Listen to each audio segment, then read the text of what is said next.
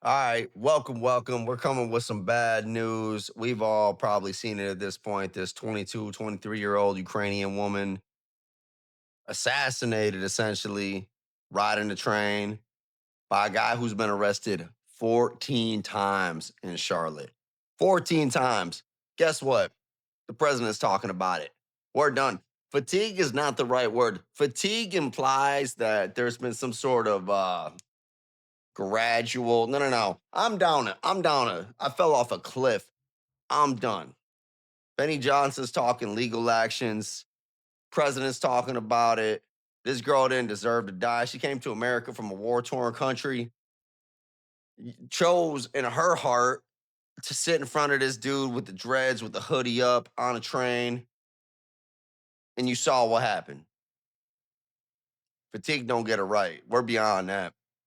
Right now, just what you are looking at here in Charlotte, like what are the things? I know that we're close on time here and that we have a limit on time, but given that President Trump just brought it up 3 times in his comments, talking about this brutal and animalistic violence that we see against our citizens and against refugees, what makes this whole thing kryptonite, frankly, for the left is that she is a refugee of Ukraine and war.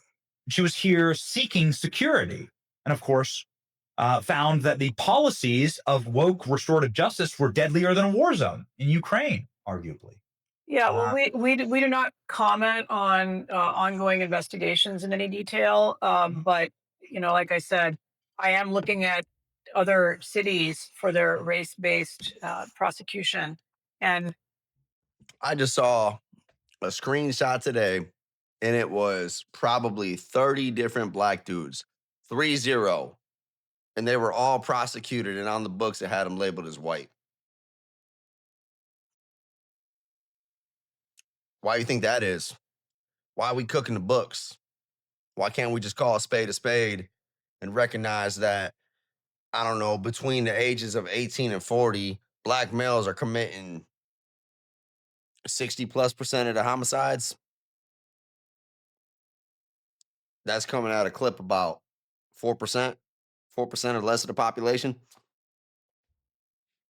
Fatigue ain't the right word.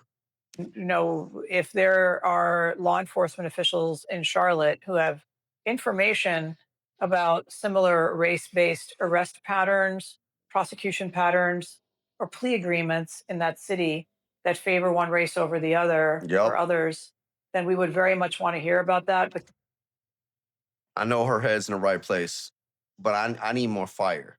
I need more fire. Like, this ain't the time to be subdued and calm. This is the time for action. This is the time to get serious and really change the dynamics of what is happening and what has happened over the last 20 years in this nation. This is ridiculous. This is beyond ridiculous. This girl left a war-torn nation, come here seeking refugee, to get stabbed on a train because she decided not to be prejudiced when she sat down. You think I would have sat in front of that guy?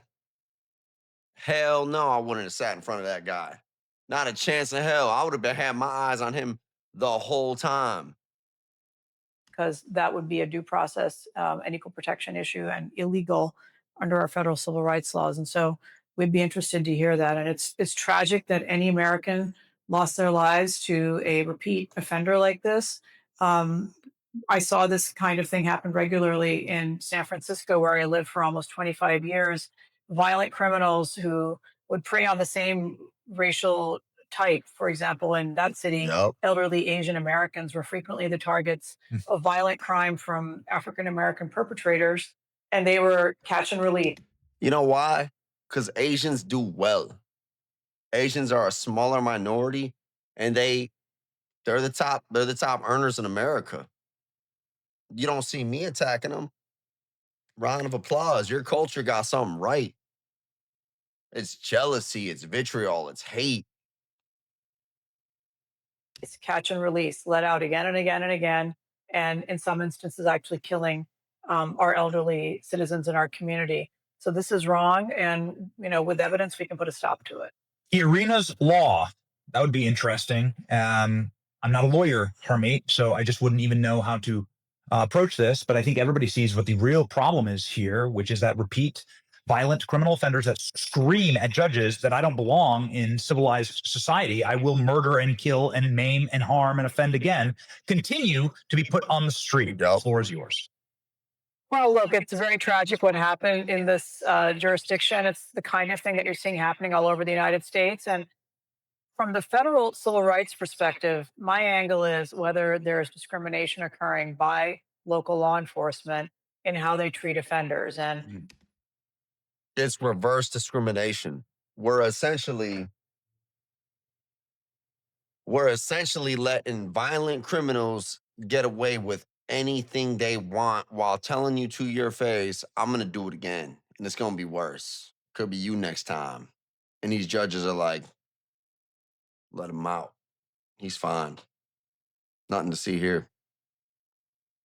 Like, what in the hell clown world do we live in where that's a thing? Lock them up. You will be a victim at some point if you keep letting these people go. Judges, juries, you're going to be next. It's going to happen. If not you, then somebody you know, somebody you love.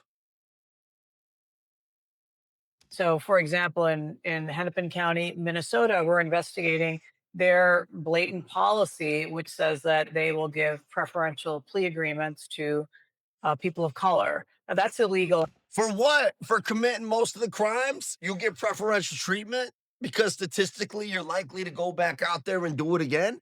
Like Minnesota, Little Somalia. Man, you can't make this up. And it is by design. These people aren't dumb. It's control chaos. I like this. Make them scared. Make you scared to go outside. We're going to keep letting violent criminals out. We don't want you to be an active member of society. We want you in your house. And somehow we want you still to vote Democrat. Under the law.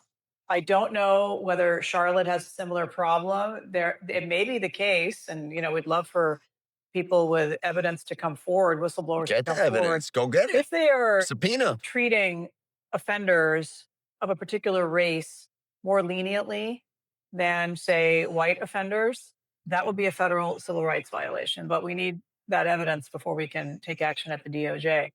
To the broader point of Subpoena the whether the evidence. federal government can impose sort of sentencing strictures on state court judges, typically speaking, in our federalism and 10th Amendment analysis division of power, most of the police power in the United States, and that means all the government power really, lies with the states and with localities. What the federal government can do, however, is tie federal grants and federal law enforcement support, which is significant, to basic minimum standards of performance. And so I think that's something that certainly could be looked at by policymakers. And so, you do have to look from a federalism perspective as to whether a federal law governing criminal conduct is consistent with those 10th Amendment concerns. The video is absolutely chilling, Harmeet, and it's tough to watch, and you don't even see the full thing. I find that fascinating that we can't see the full video as well. No kidding. Do I want to see this young lady get done like that? No, I don't. I don't want to see it. But you know what? It's the ugly reality that we're facing here in America. It's always the same. Black Americans that are killing white Americans. It's always the same. You got to show the world. Put it in their face. Let them know we're done. We are done. And we're coming for you, prosecutors. You let them out 14 times. Guess who's going to prison next? You are. Congratulations. Because, of course, you were able to watch in 4K everything that happened with George Floyd because they wanted a specific result. But nonetheless, even the video that we have is atrocious. And what it looks is premeditation.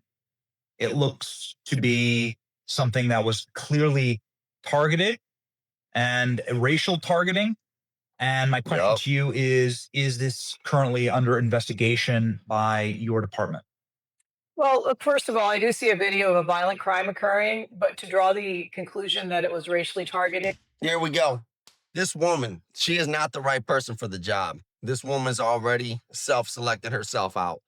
This is racially motivated. It always is. If you punch 10 white people in the face in a row, you probably hate white people. If you're beating up old Asian women in New York City, you probably have an issue with Asian people being so successful, even though it's little old grandma walking to and from the store.